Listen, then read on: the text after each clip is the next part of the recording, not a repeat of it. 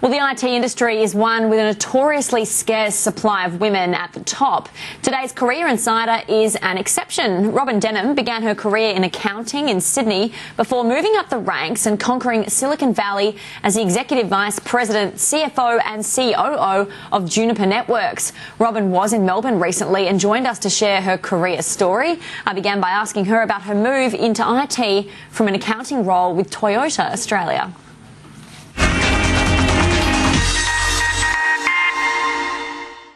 Yeah, I'd been working on a number of projects with the IT group at Toyota, and actually it sparked an interest in me that I didn't up until that point really know that I had, and that was how technology worked and how you could use technology to really further business. And so I was recruited by Sun Microsystems in Australia, and I actually joined them as their Australian-New Zealand financial controller at that time. And the business was relatively small at the beginning of it was 1996 actually, and at that point, started working in the IT industry. Women make up only 18% of the IT industry in Australia, and I'm sure you hear these kind of figures a lot, but why do you think that is? What do you think needs to change in the industry to achieve more gender diversity? Yeah, that's a really good question, actually.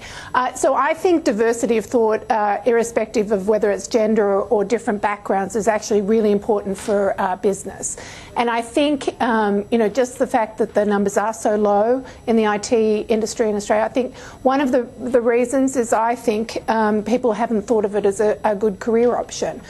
So my view is, that will change over time, just as it has in other industries. And so I think it's a very good place for women to work and people of different backgrounds to actually do well in, because I think diversity of thought and diversity of experience is a really key factor in the IT industry, given the pace of change in that industry. So tell us now about your big move to the US. How did that journey begin? Yes, that was a very interesting move.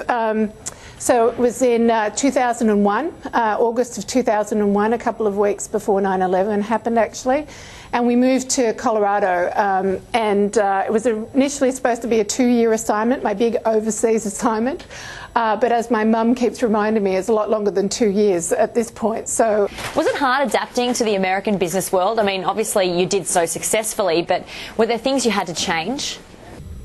I think it definitely, speaking slowly and taking notice of what was going on was definitely, some of the changes. I had been travelling backwards and forwards to the US for at least 5 years before I actually moved, so that helped a lot.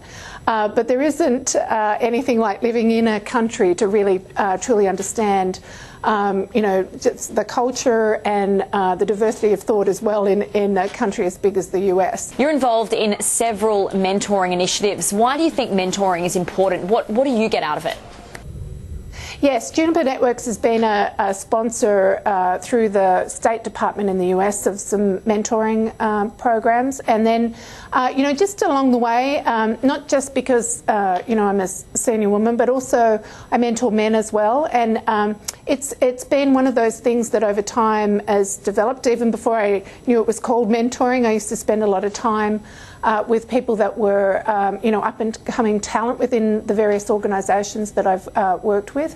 So you have children. How do you manage juggling a family with such a high-powered role? As they keep reminding me, they're adults, not children, but they're, I think you do what you need to do. So one of the things for me, along the way, I've learnt that you outsource everything that you can. Obviously looking after the kids and spending time with them is an important part of, that whole experience. And, but, with everything else, try and, have that done, by other people if you can. And definitely a support network and having people around you that can share the load, including a supportive partner and that type of thing, I think is very important. And what is your leadership philosophy? How do you get the best out of people? So, I think it comes down to the three C's. It's about being curious about how the world works, how the business works, how the environment works, how different cultures work, really being genuinely curious about how things work. I think it's about being connected to people. I think that's a very important part of leadership, inspiring people, understanding people, getting people to do things that they never thought they were capable of doing. And really empowering them to do that. And then also being creative and looking outside of the box to solve problems and do that. I would also add another C, which I think I've used a number of times in my career and use it on a day-to-day basis, and that's to be courageous. Really back yourself in terms of your thought process in something, and be prepared to take that big step to further your career or further advancement, and believe in yourself.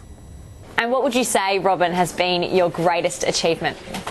I don't really look at achievements like that. I think the way Juniper Networks actually invests in innovation and creates things, and being part of that team and really it has enabled us as a company to change the networking landscape. I think that's a huge achievement, being part of that.